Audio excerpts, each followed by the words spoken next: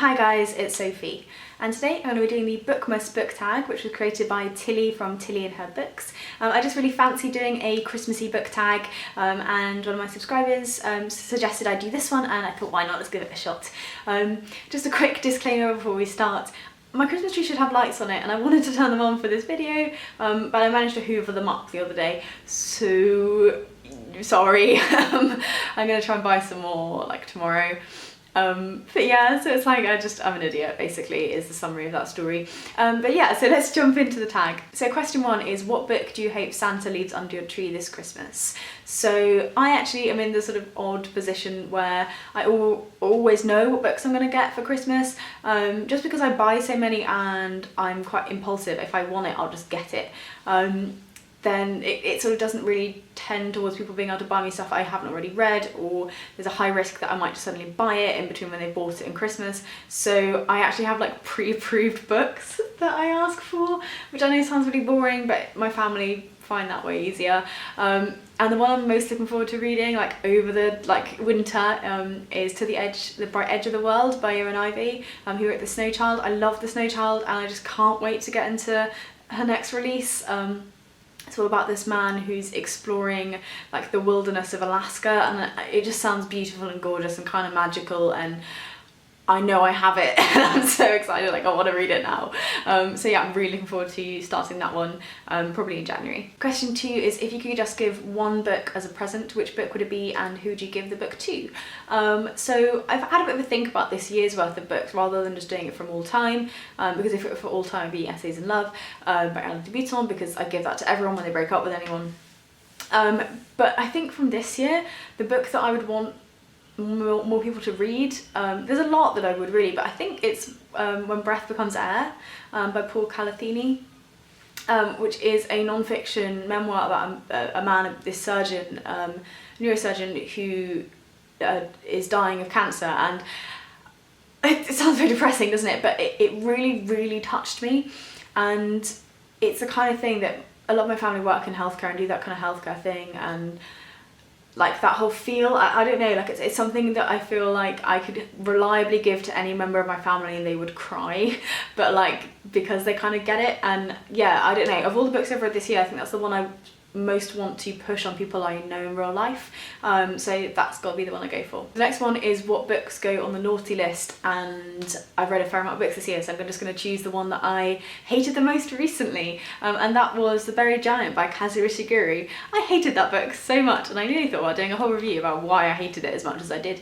I'd been reliably promised by my stepdad that it was worth getting to the ending, and I hate myself having read it.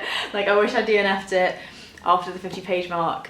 The whole thing is just massively ended up stressing me out. The book itself was rubbish. The story I didn't like at all. There was a couple things I liked, but most of it I just really didn't get on with. And it took me 16 days to read, which is stupid. It's only 300 pages long, and it's meant I'm behind on my challenge, and I would just, if I could go back to past Sophie and be like, don't listen to your stepdad, you hate this book, just stop, I would go back in time. So that book is the one that's annoyed me the most recently. And the next is, what book would go on the good list, what books would go on the good list. Again, I've read so many, but the last 5-star book I read was Patient HM by Luke Dittrich, which I had a lovely sort of positive review about that I did, just really chatting about all of its merits. So I'll link that one on a card for you guys so that you can check that out if you haven't seen it already. But yeah, I really enjoyed that one. Last really great 5-star book that I read. The next question is, what fictional character would you invite to Christmas dinner? And again, I'm going for like recent stuff.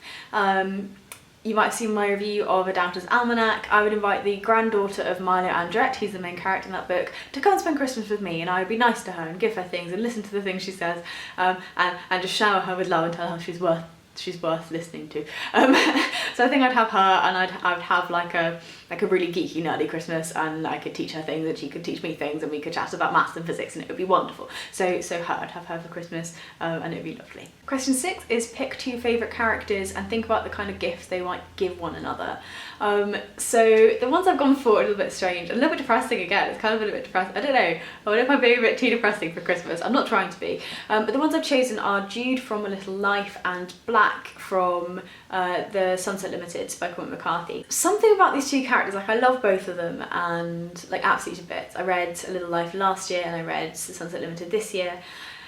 I feel like those two people could sit down and like spend Christmas just like talking and just like understanding one another. And I know that sounds like a little bit of a weird thing to like give someone for Christmas, but like for some reason, as soon as I saw that question, like this image of them in my head like came up, so I was like, screw it, you gotta say it. But they're both characters who are quite, like Jude's quite introspective, he has lots of mental health issues, and Black from Sunset Limited is like, he sees what the world already is, and he makes people face up to themselves and ask some really big important questions, and is just like kind as a person. And I just feel like that companionship would be something, and for some reason it seems really Christmassy in my head, I don't know, so it's not like they would give them a racing car, but like that in my head is like the most valuable thing I can think of for those two favourite characters. So that's it. It's a pretty short tag, but hopefully you enjoyed it. The last thing is just to tag a couple people that you'd like to see take part in this tag. So I'm going to tag Amy from Shout At Me, I'm going to tag Acacia from Acacia Ives, and I'm going to tag Vanessa from Chibosky, just to kind of spread the Christmas all around. But yeah, so I think hopefully that was good fun. I mean, I quite enjoy it. I like doing tags and stuff, and I'm just trying to do a few more Christmassy things, seeing as we're getting pretty damn close now. So yeah, I hope you're all well, that you are still, as always, enjoying the content, and I will see you tomorrow for my next Vlogmas video. Bye bye.